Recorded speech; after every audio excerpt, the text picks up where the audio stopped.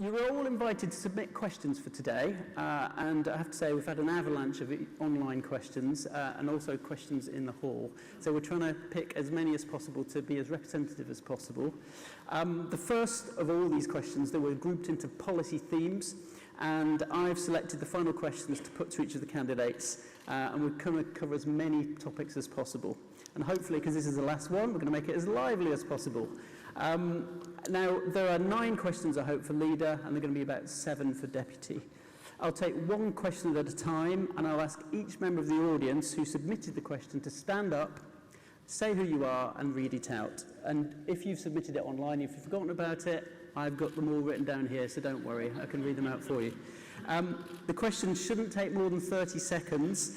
Each candidate will have strictly 1 minute to answer, and we've got clocks here so they know if they're running over. I'd like you also, if possible, not to applaud. I know it's against your natural instinct, but it helps us get more questions in and make it run smoothly. So, at the end of the whole process of questioning, I'll ask each candidate to sum up with a 2-minute summation of their position. And then we'll finally move on to the next stage. So, without any further ado, let's ask the first question. And I'm from Rochdale, and this isn't any bias, but Chris Stern from Rochdale, could you ask your question? Just wait for the mic. Yep, there'll be mic coming. Chris Stern, I actually joined the Labour Party on the day after the election.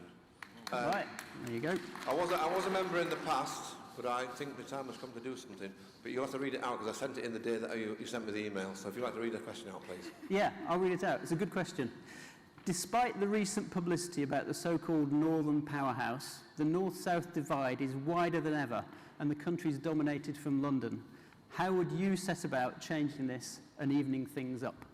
And we're going to take these in order. So first is Jeremy.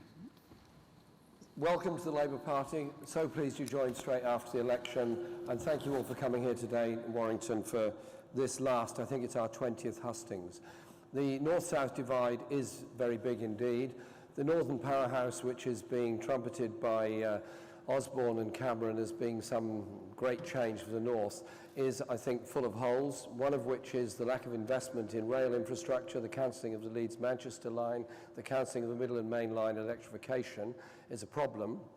I also think the devolution of a lot of services to a putative Greater Manchester Authority without necessarily sufficient funding to follow them has within it an enormous problem that we have to address. And so I think a Labour government has to do a number of things. One is any devolved central government service to local government must be absolutely fully funded and protected, otherwise we'll end up with 2-stage NHS, 2-stage everything else. Secondly, investment in infrastructure in the north, particularly east-west rail lines and east-west road improvements, is a key way forward. Yeah, we know it's classic Tory myths, isn't it, that they will talk about the Northern Powerhouse at the same time as actually pulling power back into the centre. And we've seen the Midland Main Line being cancelled, we've seen the Trans-Pennine Line being shelved, even though those are such important infrastructure, and also northern councils being hit often 10 times as hard as some of the southern most wealthy councils in the country. So that is what's really happening. We need better jobs in the north, we need more power back to the northern cities and towns across the region, and we've got to make sure that that happens. I think we should be going much further. I think they were right to have devolution to Greater Manchester, but we also need devolution to other parts of the north as well, and it shouldn't just be dependent on whether you sign up to George Osborne's plan for a mayor. But it's got to be real decision-making at local level. Power back in the hands of the many, not the few. That's about Labour values, the sort of thing we've always campaigned for, but that also means that's got to be about funding as well. Because if you simply localise decisions, but you nationalise the spending cuts, actually you don't give power back to the north at all. Thanks, Yvette. Andy. Well, it's great to be with you all this morning. Obviously, I grew up here, so I feel like I'm home this morning. And it was the decline of our area 30 years ago that brought me into politics. And I saw the Northwest, Liverpool, Manchester rise under our time in government, and that was fantastic to see. But, look at this now. This is all spin, isn't it, from Osborne? Transport is the key, isn't it? Transport. How can they have cancelled the Trans-Pennine Line? As leader of the Labour Party, I believe the biggest priority for transport in this country is east-west transport links, not north-south. We won't have a resurgent north until we've got that. Number 2, industrial policy. We didn't do enough to support manufacturing as a Labour Party. We need to do much more. Number 3, technical education. Give the kids across this region something to aim for when they're at school. You know, in a few years' time, I expect to be facing Osborne at the dispatch box. This man is full of spin. He doesn't deliver on his promises. And you know what? I will show him what a real northern powerhouse looks like. Thank you. Next, Liz. Look, we face huge inequalities in this country that scar our communities and hold us back. Inequalities in jobs, in skills, in opportunities and hope for young people. Half of the growth that we've seen in the last Parliament has come from London and the South East. That's wrong for communities in the Midlands and the North, and it's wrong for our country as a whole. I believe Labour must win power in order to give it away, and the principle must be decisions taken as close to people as possible, because you know here the kind of skills and opportunities that will make a real difference. That has got to be matched by a fair funding formula. It is completely wrong that the poorest parts of our country have had huge cuts, while the better off areas, like the areas David Cameron represents, are not seeing those cuts at all. You know, the Northern Powerhouse it can only be made a reality with that fair funding. We've got to get power out of Westminster and Whitehall and down to the areas where people understand it best, and that means a real devolution of power and control, which is at the heart of my campaign. Thanks, Liz. Right, question 2. David Baines from St Helens North. Where are you? Are you upstairs? I am. Hello. Oh, great. Have you got a mic? I have. Great. Which side are you on? Okay. Considering the foreign policy issues facing Britain and the world today, is Trident as important as it once was? Yvette, let's start there. Well, we do face a whole range of foreign policy challenges now. Our relationship with Europe, where Britain seems to now, under David Cameron, be turning its back and pulling away, despite the fact that so many jobs, so many opportunities depend on it. We have international extremism, the rise of the terror threat and ISIL in particular. But we also have ongoing global instability and changes across the world where we don't know what role Russia is going to play or what Putin will do next. It's always difficult to think both about our defence and about what our international foreign policy should be. But I continue to be a multilateralist, not a unilateralist. I was a multilateralist in the 1980s when it was unpopular then, and I'm a multilateralist now, because I think we should work with other countries to reduce global nuclear weapons. We should be trying to disarm, but we should do it in partnership with other countries, and we should accept our responsibility and play our role in the world. Labour has always been an outward-looking party as part of an internationalist movement. So I think that means we can't take a unilateral, inward-looking approach. We have to accept our responsibility on the world stage. Now, Andy. I was first elected to represent Lee 15 years ago. And if you think back to that, 2001, could anybody in this hall today have predicted the events that we've seen unfold in the 15 years since then? You know, we'd been at the back end of the last century when the Berlin Wall was coming down. Everybody was saying the Cold War is over, the borders are coming down. But look at the events that we've seen ever since. If you elect me to be leader of the Labour Party, my first responsibility to you and to the country would be to put the security of the public and this country first. And given the way the world is, the events that we've seen, could I really, on your behalf, take a step into the unknown and unilaterally disarm? Could I do that? I don't believe I could. So maybe it's not the answer that some people want to hear, but I'm going to say it anyway. I would renew Trident, because I don't believe we know enough about the future. We've got Russia still making incursions into UK airspace. I can't say to you today that we could safely, unilaterally disarm. Of course, multilateral disarmament, we would all sign up to that. But I want to give you my honest position as leader of the Labour Party and as a future Labour Prime Minister. Liz. We do face huge risks and threats in the world. It's 10 years on since 7/7 and the atrocities in London. And just a couple of weeks ago, I learnt that 2 of my constituents were murdered on the beach in Sousse in Tunisia.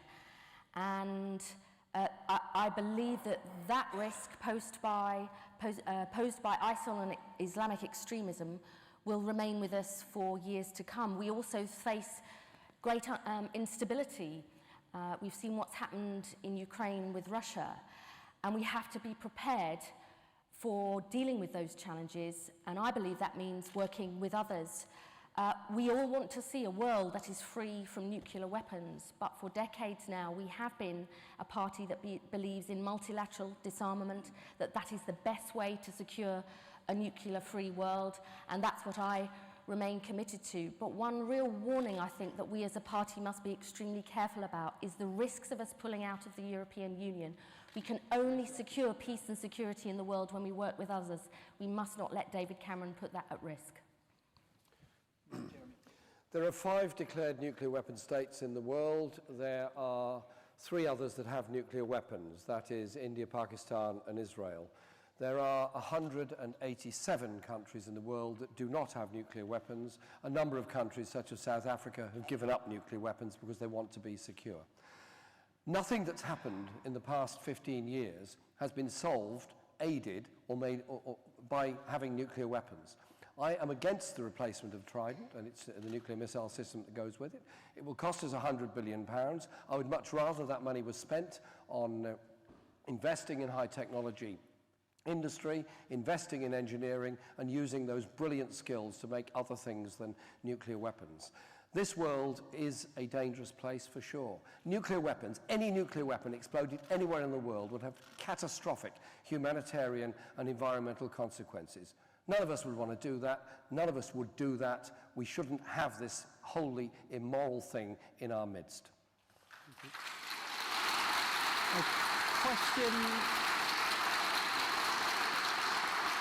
Question number 3 from Mohammed Sufyan from Manchester. Mohammed, where are you? Are you downstairs or upstairs? Are you present? I'll ask your question on your behalf. Where do each of the candidates stand on Britain's place in the EU, and can we solve the immigration issue whilst remaining in the EU? First with Andy. Well, where do I stand? I believe Labour must always be an internationalist party, working collectively with partners around the world. So, in my view, this party must always be in favour of retaining our membership of the European Union. It's good for jobs, isn't it? It's good for prosperity across the northwest of England. But, there is a but, we have to address people's legitimate concerns about immigration. I don't want to be on a doorstep anymore in Lee where you kind of feel that you have to avoid people's eyes when this subject comes up. You know what I mean when I say that. And part of Labour getting back into a position when we can go back into government is having a real answer to these concerns. You know, freedom to move is a good thing. My dad's here today. He worked abroad when I was young. So how could I deny that to anybody else? But it's not the same as freedom to claim. And that should be a clear principle that we start with. The second thing, we should say there shouldn't be any undercutting of people's wages. People won't vote for Europe if it's a race to the bottom, will they? If their wages just get undercut by the way things work. Lastly, the communities most affected by European migration should get more help to employ more GPs, more primary school teachers. Let's have practical answers to this, but always, always be proud of being an open internationalist party and make a positive case for our membership of the European Union, take on the Tories, take on UKIP and win that referendum. Liz. I am passionately pro us remaining part of the European Union. Why? Because it is essential for jobs, trade, export and inward investment. It provides the social rights and protections, the social chapter that we brought back in when the Tories got it out, that's so important for working people. We will never tackle the huge challenge of climate change unless we work closely with our European partners, or the issues of terrorism and migration. I believe that, David Cameron has put this country into an appalling situation, dragged to the right by his backbenchers, who will never be satisfied whatever renegotiation he makes. Yes, we have to have a fair deal on immigration. People who come here to work from Europe should pay in before they get out. But honestly, if we let David Cameron define our future in Europe as to whether or not Polish workers get tax credits, think of what that will mean for our reputation in the rest of the world. Let's go out there, make the positive case for jobs, growth, investment and social protections, and I believe we can win. Jeremy. The European Union's behaviour towards Greece and the southern countries is quite appalling and quite disgraceful. The levels of austerity that are now being imposed on Greece, with unemployment amongst young people 25%, adults 50%, mass privatisation of services, and virtually all of the state apparatus put into a sort of mortgage account that the European Central Bank can take back at any time, shows just how economically driven they are in what they're doing. And so I think in the discussions about Europe, we should do a number of things. One is demand reasonable levels of workers' rights and protection across Europe. We have significantly worse working conditions, workers' rights and trade union rights in Britain than many other countries in Europe. We should protect the right of the freedom to travel and work across Europe. After all, there are many European people that work and live in Britain. There are also 2 million British people that live in other parts of the European Union. And where there are issues of supply of housing, schools and so on, they should be dealt with as issues of supply of schools and housing, not by blaming anybody else. Blame the government that hasn't supplied them. Thanks, Jeremy. Yvette.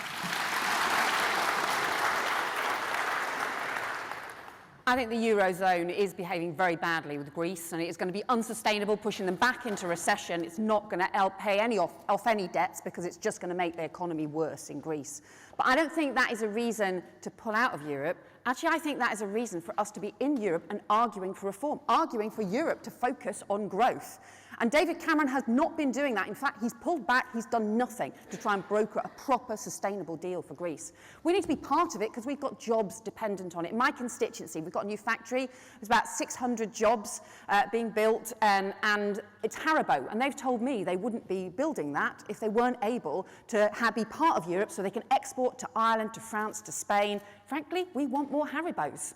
And that's why we need the investment and we need to be part of Europe as well. But yeah, there is a challenge from migration and we have to face up to that. And there's a problem for the undercutting of pay and jobs as a result of the way in which employers exploit migration. We have to take that on. It is deeply unfair for those who come and want to look after their families, for those local workers who end up being undercut, and also for other businesses who play by the rules. Some of that exploitation, at its worst, is modern slavery. We should make exploitation a crime.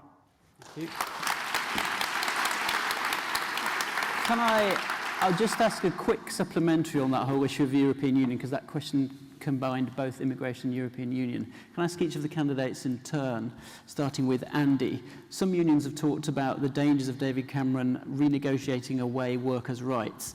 Would you ever rule out campaigning or voting no in an EU referendum? No, I wouldn't, because on balance, I think our interest, our national interest, always lies in staying in. But it's why, at the very beginning of this leadership campaign, I showed leadership.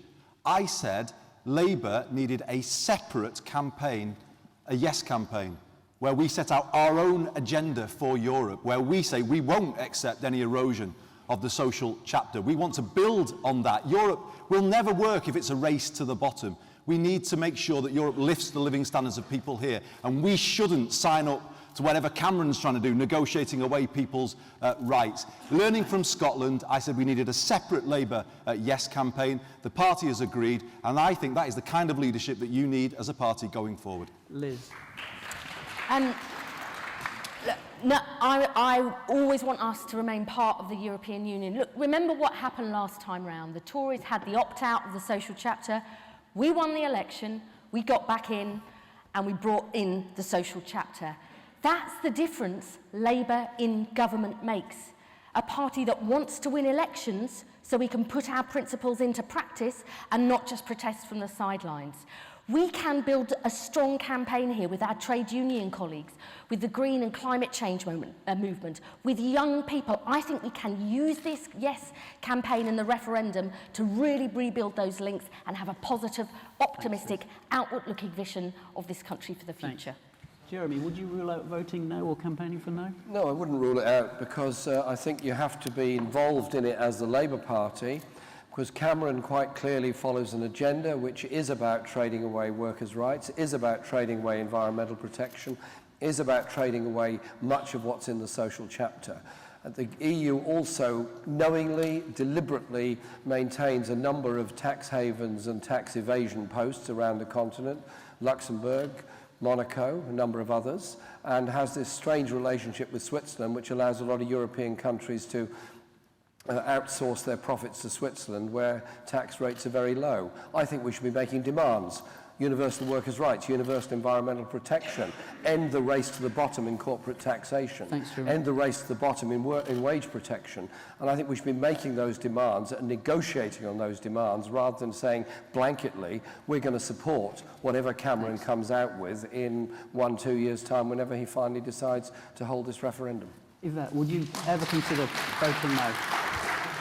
In the end, this has got to be a decision about what is in Britain's interest. And I think David Cameron is wrong to be trying to undermine working people's rights across Europe. Completely wrong. In fact, we should be trying to strengthen them, not weaken them. That's how we deal with some of the issues that we face. But I guess probably the difference between me and Jeremy is I just think none of that is solved by us saying that we were going to pull out. Because actually what we need to do is be in there arguing for those stronger employment rights right across Europe, and also saying, look, if David Cameron wants to get rid of them, then that's even more reason for a Labour government to get elected and put them back.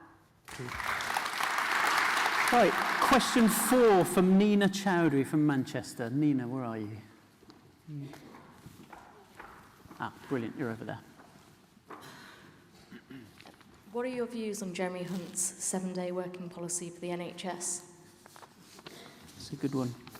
So, what do you think of Jeremy Hunt's 7-day working policy for the NHS? Liz? Look, NHS staff, many of them are working 7 days a week, aren't they? Isn't that stating the obvious? And I know the doctors and nurses in my constituency say, look, if you want to have the full range of services, the best quality and outcomes every single day of the week, we're going to have more doctors and nurses. We're going to have more of the people who run the tests and do the x-rays.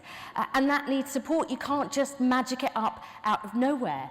Now, before I became an MP, I ran an organisation called the NHS Ambulance Service Network.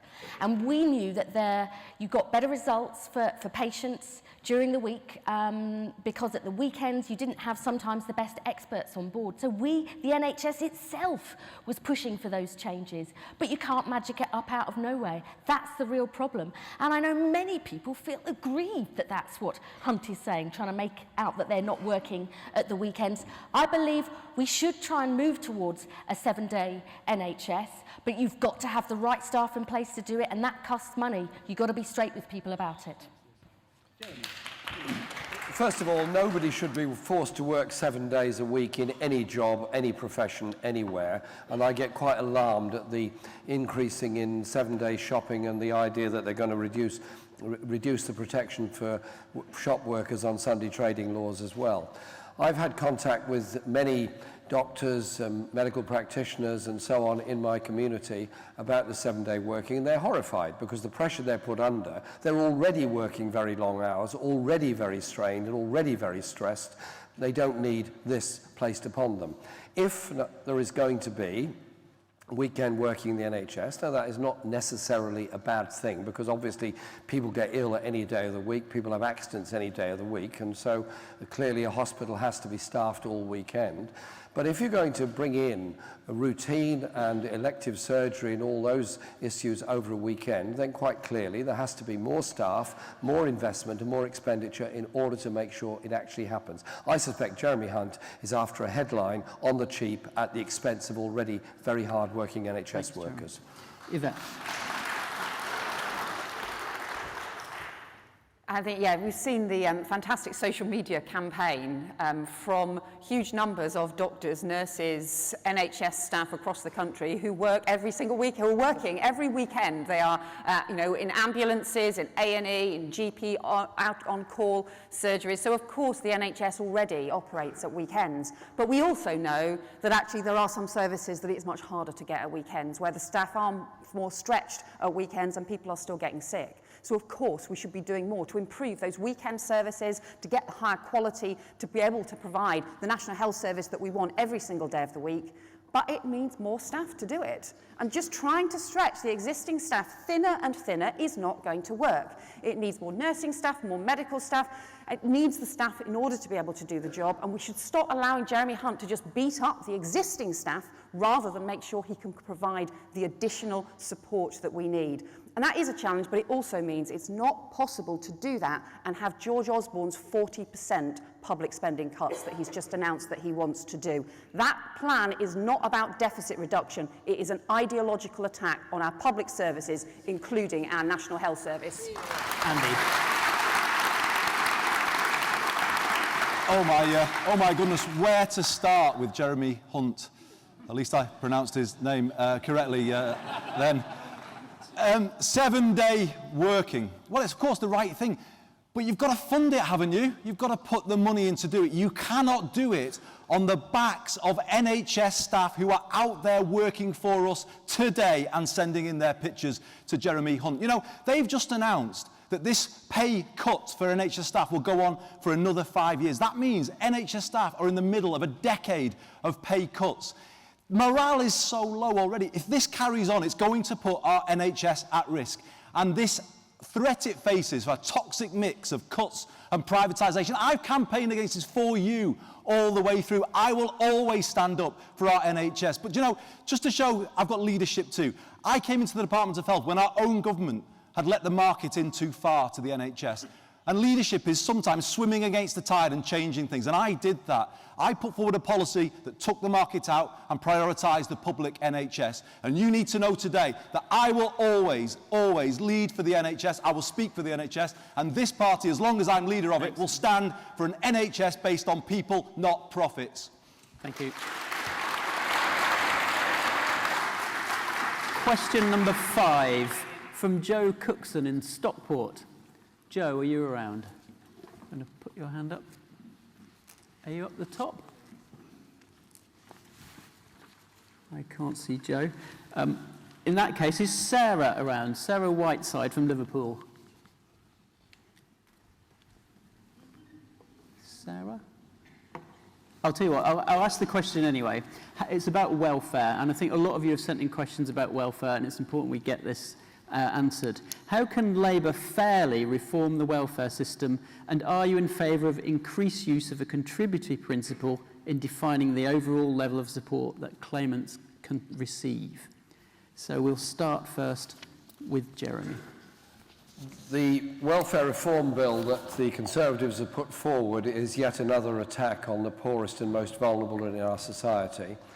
The welfare state has massive holes in its safety net, and you can see those with the numbers of people sleeping rough, the number of people begging, the number of people with mental health conditions that are not being properly treated and end up sleeping rough, begging on South Coast town fronts and so on.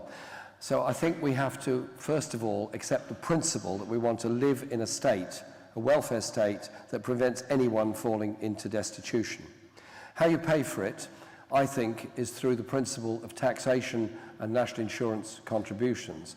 The suggestion that Cameron is putting forward, which is more or less a kind of individual welfare state, that you would end up paying your own insurance in order to protect yourself against any kind of destitution in the future, is fundamentally wrong. I oppose this bill because it has within it a benefit cap. That benefit cap is terrible for people living in expensive private rented accommodation, or the way in which the welfare state subsidises a combination of high rents and low wages. Let's be proud of the principle of a welfare state that protects everybody. Yvette. 70 years ago tomorrow, Clem Attlee was elected in a radical reforming Labour government that brought in the much that we now think of in the welfare state and the contributory system as part of that. I think there are ways we should reform welfare for the future to make sure we're providing more childcare to help parents work, to reform housing so that people aren't paying so much in housing benefit. But I think we should not swallow the Tories' plans. They talk about that what they're doing is helping work. Rubbish. It's complete opposite. They're actually hitting working people hard. They're going to make it harder for parents to work, people losing thousands of pounds as a result of the cuts to tax credits and the result of the reforms they've made. Look, we got into a real mess about the welfare reform bill this week, let's be honest about it. In fact, there was a vote against the main motion that would have blocked it, but actually that's got lost in the compromise, the messy compromise over the second vote. We have to move on from that, and let's be clear. What I have said, if I am elected leader of the Labour Party, if we can't get the changes we need, we will vote against those plans because they are deeply damaging to working people and to all the people who are vulnerable across the country. And having been myself 20 years ago needing to depend on benefits when I got sick, and I hated it, I was desperate to get back to work, but I needed that support in order to pay the rent, I will never accuse people who are claiming benefits as being welfare scroungers. That is wrong. Andy. I don't think this party can set itself its face against changes to the welfare system. We know, we heard it on the doorsteps, people have concerns about it. But the way to do it is to do it in a Labour way. That's why I led calls for the party to change its position on the welfare bill, because it cut tax credits, a great achievement of our government. Why were we not supporting tax credits? But the big answer is to have Labour answers to the challenges that we face. So take housing benefit. Surely the best way to bring the housing benefit bill down is this: trust our councils to build more council houses again, so that we can move people out of those expensive private rented properties. You know, I cannot stand the fact that I see absent private landlords in Lee raking in the housing benefit, not putting a penny of it back into the upkeep of those properties, dragging down whole streets and communities. That is a better Labour answer to bringing down the benefits bill, and those are the answers that we should put forward to the public. Labour answers based on our values, not swallowing what the Tories say. And the Labour Party needs to break out of its confusion on these issues and develop an alternative quickly. Thanks, Andy. Liz. The current welfare system, I believe, is failing. It's failing to help people who can work to do so. The current work programme that the Tories have got, I've seen the effect of that for my own constituents and across the country, and it's not providing decent levels of support for people who can't work, particularly the disabled, who have seen their support cut time and time again. We know, though, that many people have raised with us concerns about welfare on the doorstep. They say, you're the welfare party, not the party of work.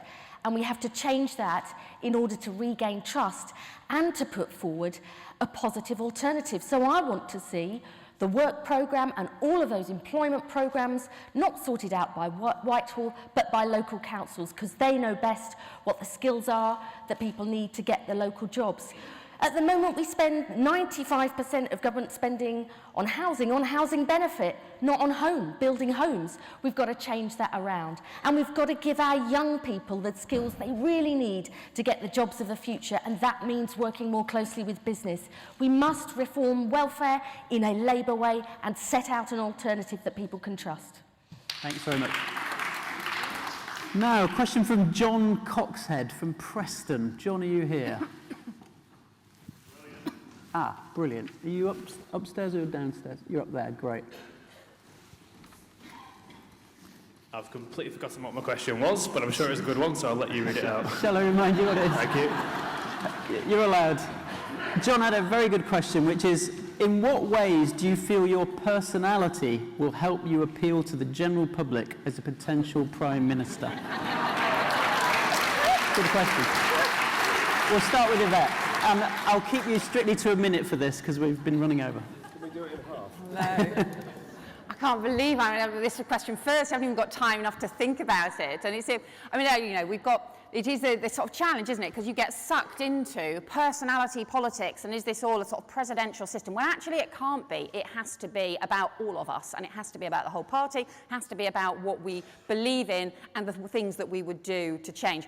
I was born in Scotland, brought up in England, my family from the northern coalfields, but I actually went to comprehensive in Hampshire. And I think actually I love the diversity of our country. My first job was working at a farm, actually driving a tractor, which didn't go very well.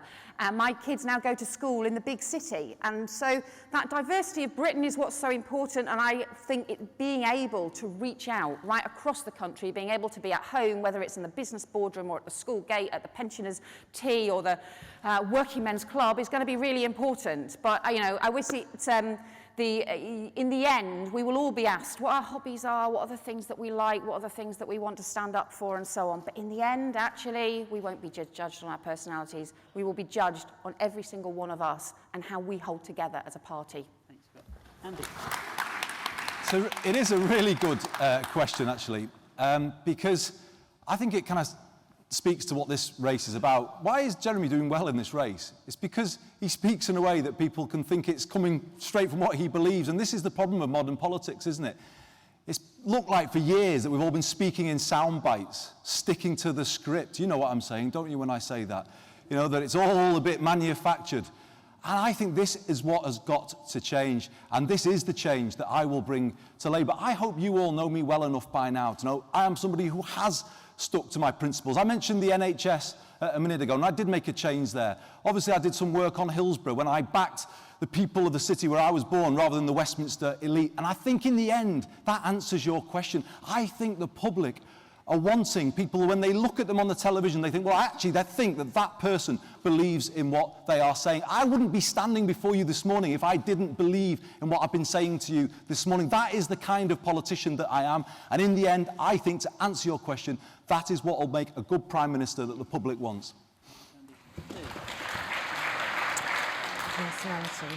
I mean, the best thing that people can say if you're knocking on the door and trying to convince somebody who doesn't support your party is that they think you're being truthful and honest and that you seem like a normal person. And I think the way that you persuade people who have no longer supported us, who were Labour and then went Tory, is to, you know, find out what we've got in common with people. You know, I grew up near Watford, which has now got a stonking 10,000 Tory majority, and yet we held that seat for years, and they're not bad people. I don't believe they voted for the Tories out of any great love. They voted for them because they didn't think we provided a credible alternative. And so I think we have to find out what we have in common with those people and show them that we want to win their support. I think people want a leader who doesn't just always say the easy things, that sometimes says the challenging and different things, that sticks to their principles, doesn't keep changing what they think according to whoever is listening to them. And they want somebody who has a life outside politics, and I certainly have that. Most of my family and friends have got nothing to do with politics. Thank goodness. They help me keep my feet on the ground, and believe you me, they tell me when I'm out of order, just as many Labour Party members do. Thanks. Jeremy. Well, this is a sort of psychiatrist question, really, but it's a very interesting one. We're only here because party members voted to put us forward as candidates for Parliament many years ago, in some cases, and because people voted for us to be MPs, and we're only here as candidates for the leadership because MPs put us forward, in my case, some of them rather reluctantly. But I'm sure I will be able to convince them at a later stage. The issue is really not so much about big personalities. It's about having the humility to know why we're here, and also treating everyone with respect, because everybody I meet knows something I don't know. I can learn from them. Everybody you can learn from. So really, it's about listening. It's about understanding what motivates people, what makes them tick, what motivates people to become politically active, what motivates people to try and do something different. And also those brave people that stood up for human rights against all the odds, those brave people that stood up against the rise of racism, against all the odds. They are the people that really shape our society. Thanks, we should have enough humility to recognise we walk in the footsteps of some very great people. Thank you. Now, question from Royston Futter. Royston from Worsley, are you here? Ah, there you are. Great. You've got your question with you. No. You've got the safe version. Go ahead. There's a mic over there. Right. The Conservatives in the last few days have decided to call themselves the Party of the Workers.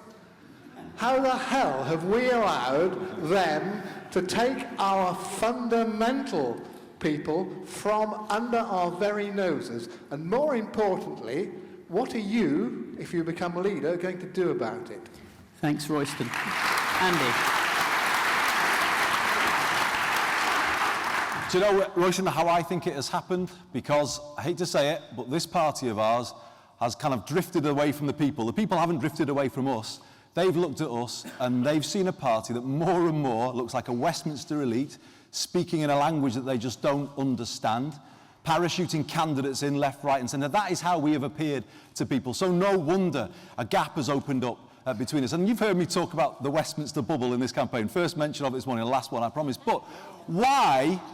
What is it about that? Why do I mention it? Because I'll give you an example. People in Westminster generally went to university, and consequently they have focused for years when it comes to education on the university route.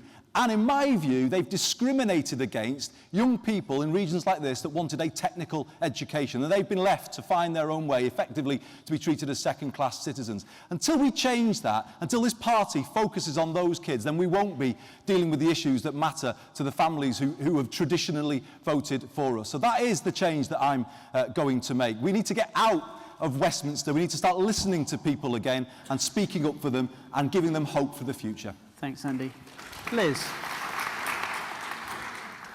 I mean, the reason that they've claimed this, we know it's not true, but the reason they've claimed it is they know that there is no great love for the Conservatives, that people do think that they represent the few and not the many, and they understand that in order to win power and keep power, they have to speak for the majority of the country. That's why they've said they're the party of working people, that Britain needs a pay rise and raising the minimum wage. We have actually pushed them onto that territory. And the reason why people don't see us as the party of working people and why they've said that, you know, you're about welfare is because they didn't trust us on the economy or with their taxes. We didn't have a strong message about backing great businesses, sound public finances, and actually saying we need to create wealth and jobs in order to get the money to invest in the public services that people want and need. And it's not just this they're going to do. I can't say this in 8 seconds. They're going to take our money from the trade union reforms, they're going to take our constituencies in the boundary reforms, and they're stoking up English nationalism joined by the SNP. They want to wipe us out, the Tories. We've got to come back fighting, be trusted on the economy, be trusted with businesses, and be the real party of working people. Otherwise, we will not have a hope in hell of winning back this party in this country again. Jeremy. The Tories are always very good at exploiting the language of the left, actually. Margaret Thatcher used to use the word freedom a great deal, which we would always see as freedom from exploitation, freedom of expression, freedom of all those things. And she saw it as the freedom to exploit everybody else, the freedom to be as deeply unpleasant as possible to everybody else, and the freedom to make a great deal of wealth on the backs of others. And we missed a trick there, quite a big one, actually. And it's now moved on. Living wage is apparently something that George Osborne thought about many years ago, but only let us know 2 weeks ago. And it's his agenda. So I think we've got to be serious about the use of the language that we put forward, be serious about using words, the working class, the way the working class communities are treated, the way the working class communities are denigrated. Owen Jones has written some very good stuff on this, which I recommend people to read. But we also be proud as a party of our links with the trade unions. Don't be embarrassed about it. We were founded by trade unions and socialists. We still exist because, broadly speaking, that's what we are. Let's be proud of those connections, not allow them to take over the language, and be a party campaigning based in all those communities that are being so badly thumped by this Tory government and will be for the next 5 years. Thanks. Yvette,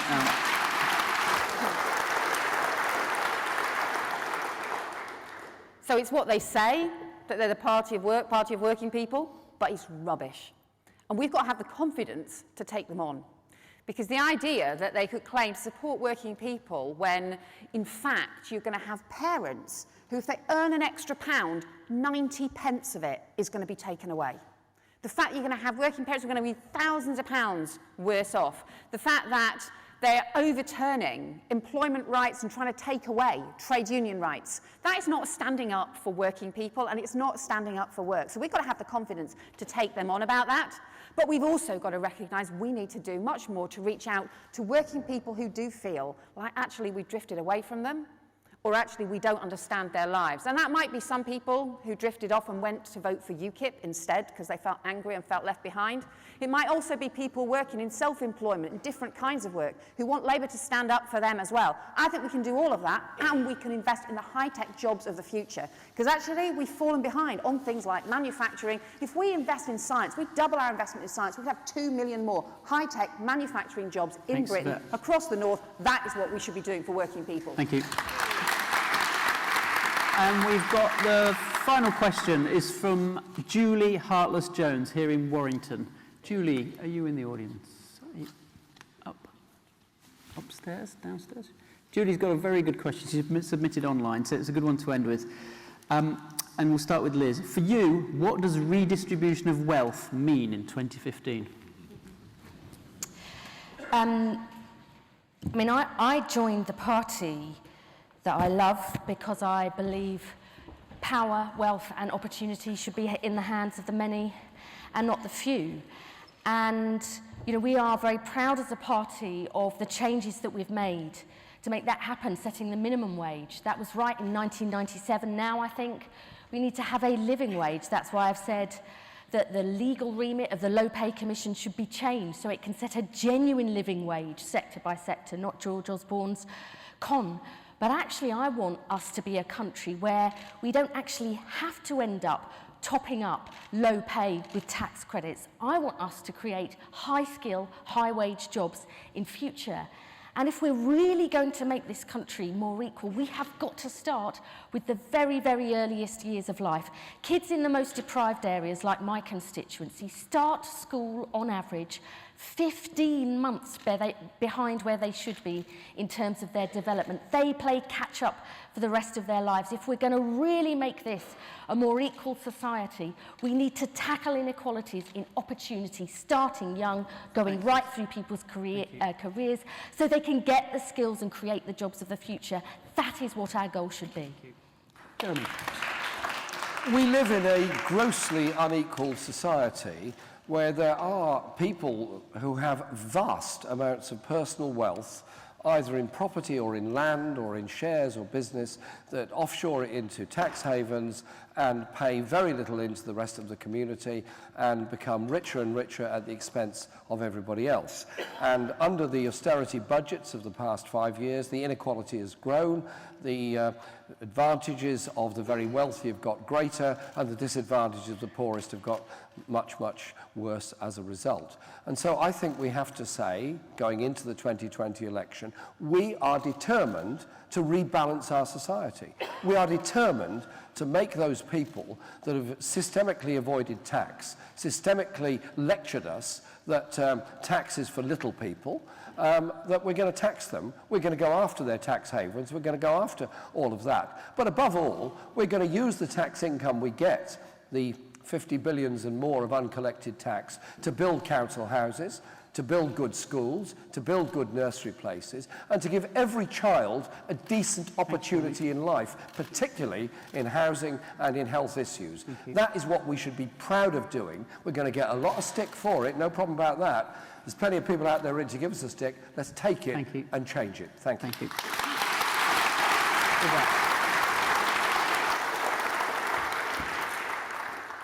I think the widening inequality in Britain, the polarising of our country is a huge problem, and we're the Labour Party. We have to campaign against that. So that's why I think that the idea that the Tories want to cut inheritance tax for the wealthiest of estates at the same time as cutting tax credits for people in work is simply wrong. We're seeing child poverty go up, and the idea too that parents end up having to go to food banks to get a hot meal on the table in the 21st century, again, is wrong. That's why I've said too that it's right to have, while the deficit is still too high, it's right to have a 50p rate and top rate of tax. But we know it's more than just that. It's also about the skills, the jobs, the opportunities for the future, the fact that too many people are still held back, whether it's by poverty or by lack of opportunity for the future. We're investing in those skills and education, but also more homes, because the housing crisis is concentrating wealth. We need more houses for the future. But the thing that actually probably redistribution in the 21st century that means it most to me actually is Sure Start. It's the thing I'm most proud of as a minister that we brought in. It's about giving every child a chance. Thanks. Andy. I think Ed Miliband did our party a great service by starting to talk about inequality again. Remember when we were in government, we said, oh, it doesn't matter what extremes of wealth there are as long as you're bringing people up at the bottom. Well, it does matter. He was right to say it matters. And he also put his finger on the rising insecurity that people feel, that people in the bottom third of the workforce have had their security systematically stripped away and they've been put on casual part-time or 0 hours contracts. He was right to talk about that. We do need to see a redistribution of wealth, but we need to see a redistribution of security too, from the older generation to the younger generation. It was hard when I was growing up here to make my way, but it's much, much harder for young people today. How can they make their way when the national living wage doesn't apply to anybody under 25, when they're taking away their student grants, when they're taking away housing benefit? This is the big challenge. This party needs to speak up for the generation today so that they can have the same opportunities that we had. I came into politics because I saw a world here where the postcode of the bed you were born in pretty much determines where you end up in life. For all of the great achievements of our party, I'm afraid it is still the case. As your leader, that will be our modern mission. I will make it our modern mission, to make this country fairer, so that where you come from, your accent, all of those things don't hold you back. Sadly, they still do, but we need a redistribution of wealth, of security, of opportunity, and particularly put it in the hands of the younger generation who are in danger of being left behind.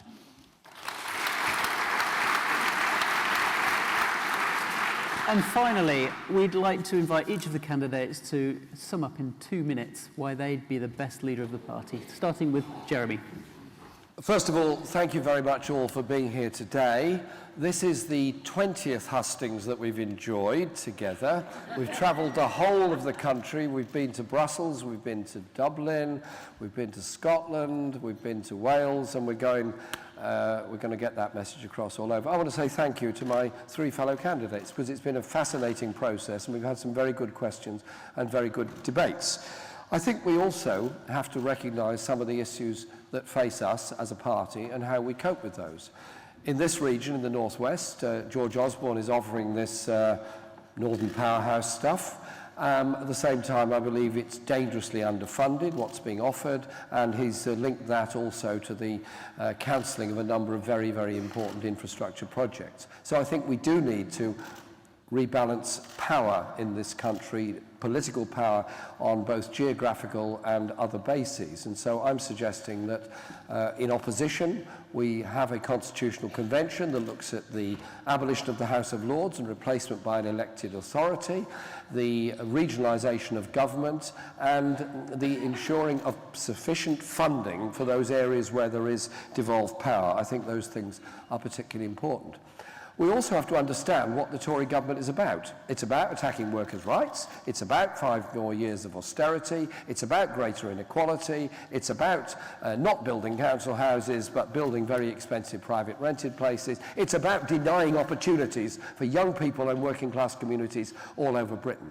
But we as a party sold the pass at the last election because we were offering austerity light when we should have been saying, sorry, we will run a deficit a bit longer, we will borrow for infrastructure in the future, but the priority of government should be full employment, should be decent housing, should be decent health and decent opportunities for everybody. And so, after this election, we've got a huge amount of work to do in our party to review and change our policies. But as a party, we're very strong. 250,000 members, we can mobilise, organise, be on the streets, be in the communities, and we can actually change things, and that will bring about long-term fundamental change in Britain. Thank you, Jeremy. Yvette Cooper.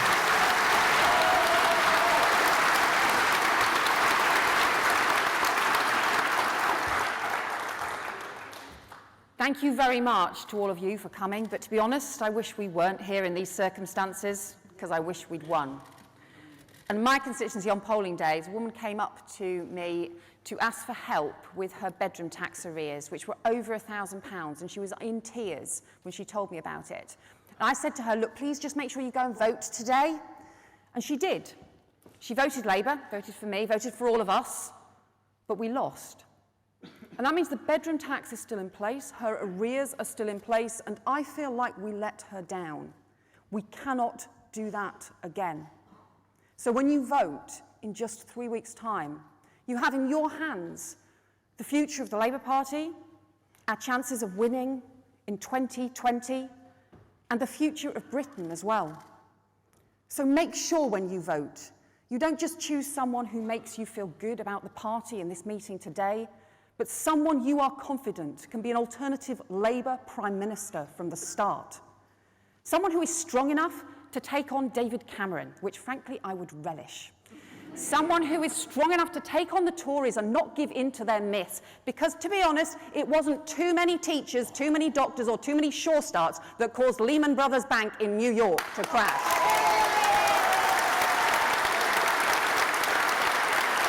And someone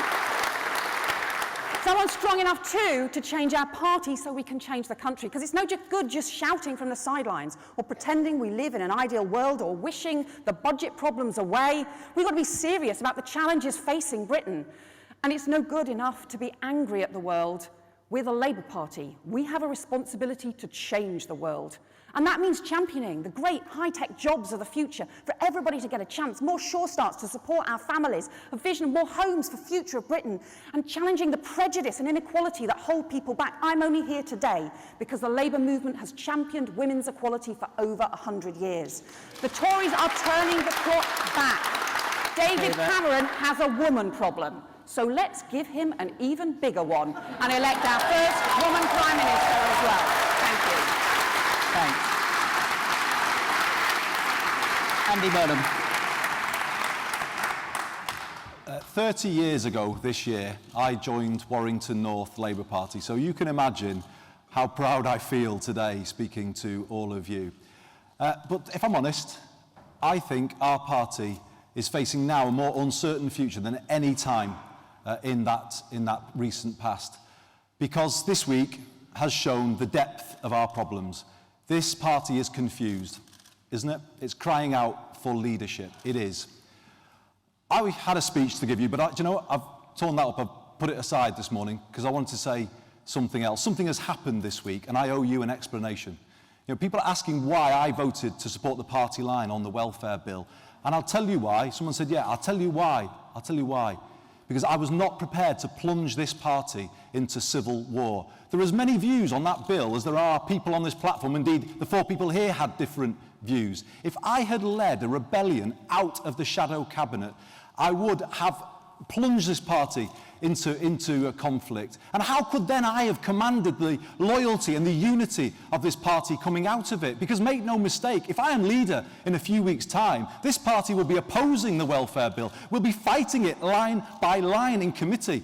And I will be asking for the loyalty of this party to me, as I have shown this party this week. I was criticised earlier in this contest for putting the party first. I did put the party first so that we could put the country first and stand up for people out there who are being battered by this government. I can unite this party. It is in danger at the moment of splitting. I can bring us together. Why? Because I've got a vision you can believe in. Here's what I believe. A truly comprehensive education system that leaves no child behind. Not a market of free schools and academies. A decent home, a secure job for everyone. More public control of the railways. A national health and care service that supports people with dementia and autism, as well as it treats cancer. That's a vision, isn't it, that you can believe in, that you can get behind. That's why I can unite this party. And I now need your support if I'm going to do that. Join me, be part of the changes we need to make our party, and together, let's make this great party of ours the People's Party again. Thank you very much, everybody.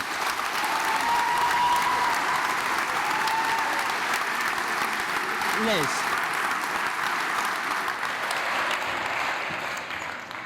I'm standing to be Labour's next leader and Prime Minister because I love this party too much to see us lose again. And because I think Britain's future can be so much brighter than it is. I want to lead a country where your chance of fulfilling your potential and living your hopes and dreams never depends on where you're born, what your parents did, your gender, sexuality, or the colour of your skin. That is the only way we'll grow our economy and have a fairer society in every part of the country. But we can't put our values into practice because we lost the election. People did not trust us on the economy or with their taxes, and we didn't have a positive vision of a better life that everyone could feel part of. We rightly wanted to scrap the bedroom tax and 0 hours contracts and raise the minimum wage, and we still do. But if you weren't on a minimum wage, maybe you owned your own home or ran your own small business, we had precious too little to say. And the result is there are now only 24 seats with a Tory majority of less than 3,000, and we have got to win back 94 to form the next government. So we cannot pretend that more of the same, just with a different face, is going to be enough to win next time. And if we turn ourselves into an unelectable party of protest, we will be powerless for a generation, and we won't be able to put our values into practice. So we've got to champion great businesses to create the jobs and wealth we need to invest in our public services. We've got to fight for equality in kids' early years so every child has an equal shot at life. We've got to get power out of Whitehall and down into the hands of the communities who need it most. We are all members of this party because we are angry about injustice. We are not satisfied with the world. We are hungry for change. But we cannot help the weak and the vulnerable simply by railing against the strong. Let us offer people a chance and not a grievance. We did great things in government. Vote for me, make a fresh start, and I will make sure it happens again. Thank you.